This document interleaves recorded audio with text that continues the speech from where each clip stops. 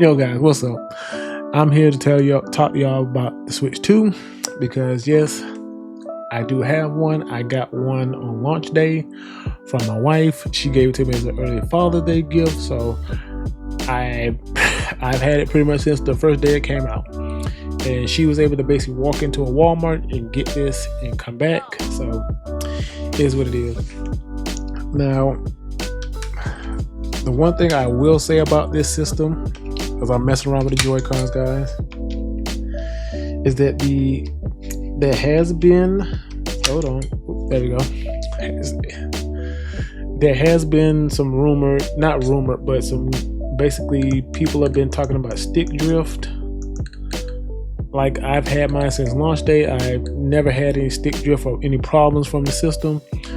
Like, I booted it up, I went through all the setup for it. I did the data transfer from my old Switch, which I have the OLED model. I'm not sure, because some people said when they did the data transfer, it bricked their old Switch. But my overall thoughts on it is basically it's actually a pretty decent product. How would I want to say this? It's basically a super Switch. It's not that big of a technological leap from the original ones to this one. But overall, if you're talking about Switch games, like, it runs them way better than the old model does.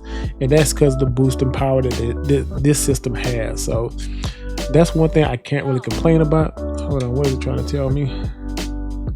Battery. Oh, just telling me, no, I don't want to use the feature as a mouse. I'm not going to use that feature. Yeah, if you don't know, yeah, you can use these Joy-Cons as a mouse. I'm not sure who would want to use it like that, but maybe somebody will. And I did pick up one game, which was Mario Kart World, because honestly, I was not going to rebuy Street Fighter. I already had Zelda Breath of the Wild that I had not even finished.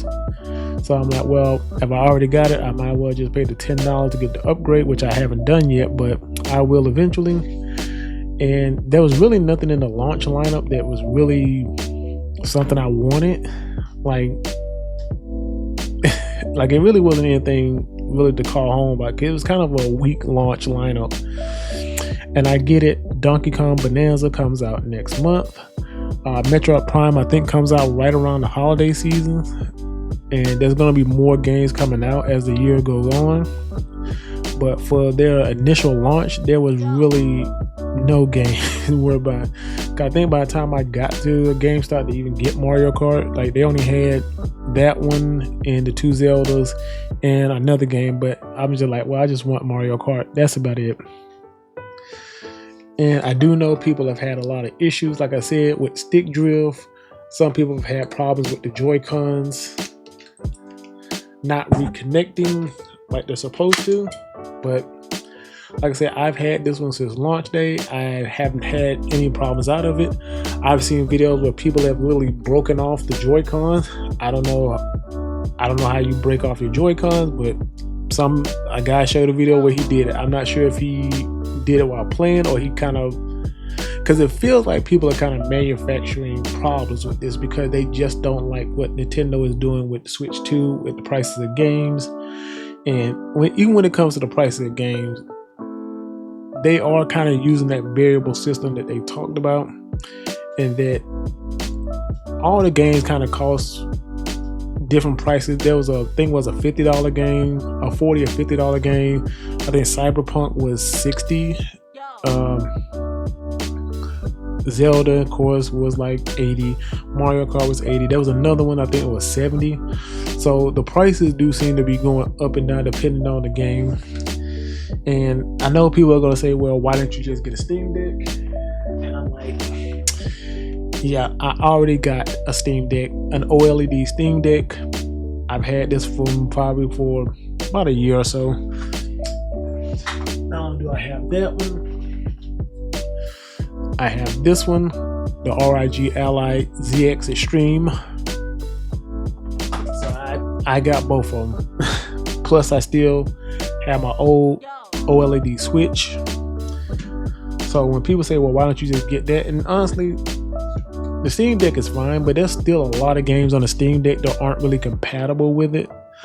And something like, even like sometimes you're like, man, I want to play Genshin Impact, or I want to do Honkai Star Rail.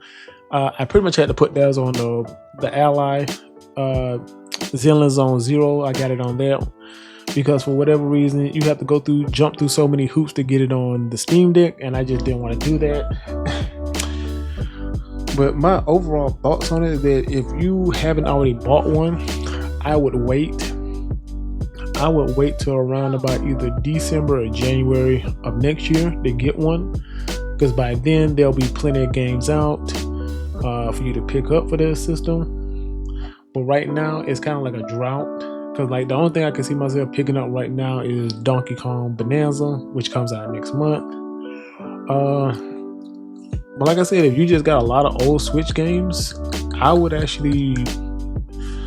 say probably go to GameStop, trade it in towards one of these, and trying to pick up some extra store credit, because you're still gonna be able to play all your Switch games. Because like I said, I got Breath of the Wild is on here, Bayonetta's on here, Bayonetta 2 is on there, Metroid Prime Dread's there. Like all my data transferred over, so I can play all my Switch games on my Switch too. So, and no, I am not a Nintendo fanboy, but I am just a hardcore gamer, because like I can say, I got my gaming PC right here, my PlayStation 5's right there. Like I said, the only one I don't have from this generation is the Series X, and just because I got my gaming PC, I didn't see the point in buying one. And even when I was thinking about it, like the people in GameStop couldn't even convince me to buy one. They couldn't even find a reason for me to buy one. So, but yeah, that's my overall thoughts on it, guys. Like, this will be worth it in about a couple of months towards the end of the year. I would definitely recommend picking one up. Nintendo is, if your Joy-Cons go bad, they are replacing them for free. You do have to ship it off to them, but they will replace them. And I still got my controller, my regular Switch controller I have from this one, which should work on this one. I haven't tried it out yet, but overall, I would say if you have time, just wait. But if you're being impatient, go ahead and pick it up. But you're pretty much going to be playing all your old Switch games on it. So, but that's just my thoughts on it, guys. You let me know what y'all think about the Switch 2, and I will talk to y'all guys later. Peace. I'm out.